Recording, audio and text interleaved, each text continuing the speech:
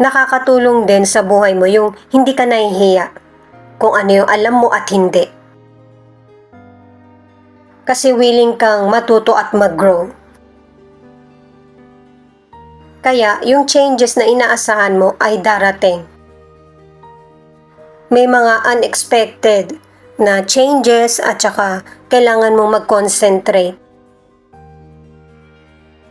Ang ilan sa inyo sa financial, tingin mo hindi ka nababayaran ng sapat.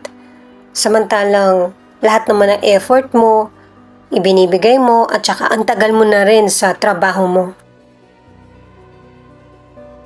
Pero magtuloy ka lang sa trabaho mo. Ang solusyonan mo ay kung paano madadagdagan ang kita mo. At saka iwasan din na mapangunahan ka ng emosyon lalo na pagdating sa mga nakikita mo or gusto.